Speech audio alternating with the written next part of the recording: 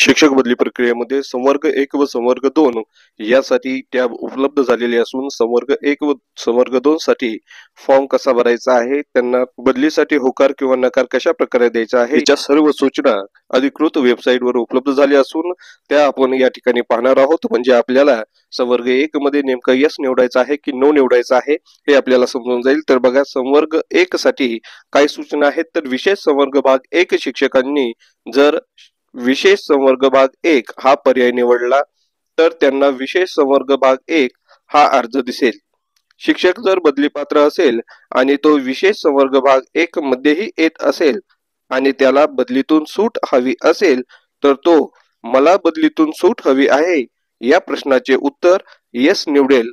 त्याचे नाव बदली पात्र शिक्षकाच्या यादीत आहे आणि त्याला बदली विशेष संवर्ग भाग 1 मधून बदली हवी असेल तर मला बदलीतून सूट हवी आहे या प्रश्नाचे उत्तर तो नो निवडेल। त्यानंतर विशेष संवर्ग भाग 1 चे प्रकार त्याला ड्रॉप डाऊन मधून निवडायचे आहेत। जर त्याने स्वतःचे निवडले तर त्याला खालील ड्रॉप डाऊन मधील 14 पर्यायापैकी एक पर्याय निवडायचा आहे। जर त्याने जोडीदाराचे निवडले तर त्याला खालील ड्रॉप डाऊन मधील 6 पर्यायांपैकी एक पर्याय निवडायचा आहे व अर्ज सबमिट करायचा आहे।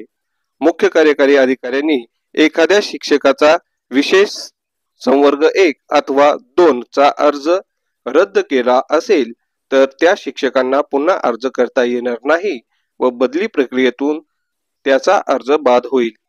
विशिष्ट मुदतीमध्ये शिक्षकांना आपला अर्ज कितीही वेळा मागे घेता येईल व पुन्हा भरता येईल अशा प्रकारची कार्यवाही ही संवर्ग 1 साठी करायची आहे। तर विशेष संवर्ग भाग 2 यासाठी ज्या काही सूचना आहेत त्यामध्ये विशेष संवर्ग भाग 2 शिक्षकांनी जर विशेष संवर्ग भाग 2 हा पर्याय निवडला तर त्यांना विशेष संवर्ग भाग 2 चा अर्ज दिसेल।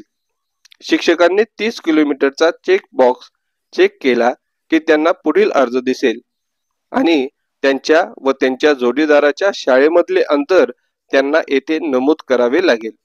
जर शिक्षकांनी प्रथम प्रकार म्हणजे दोन्ही जोडीदार जिल्हा परिषदेत कार्यरत आहे हा पर्याय निवडला तर शिक्षकाला त्याच्या जोडीदाराचा शालार्थ ID प्रविष्ट करायचा आहे। अर्ज भरताना शिक्षकांना त्यांच्या व त्यांच्या जोडीदाराच्या मोबाईलवर आलेला OTP प्रविष्ट करणे आवश्यक आहे। जर शिक्षकांनी दुसरा ऑप्शन निवडले तर त्यांना जोडीदाराचा शालार्थ ID द्यायची आवश्यकता नाही, ते अर्ज सबमिट करू शकतात। मुख्य कार्यकारी अधिकाऱ्यांनी एखाद्या शिक्षकाचा विशेष संवर्ग 1 अथवा 2 चा अर्ज रद्द केला असेल तर त्या शिक्षकाला पुन्हा अर्ज करता येणार नाही व बदली प्रक्रियेतून त्याचा अर्ज बाद होईल। विशिष्ट मुदतीमध्ये शिक्षकांना आपला अर्ज कितीही वेळा मागे घेता येईल व पुन्हा भरता येईल अशा प्रकारच्या अधिकृत सूचना या बदली पोर्टलवरती देण्यात आलेल्या आहेत।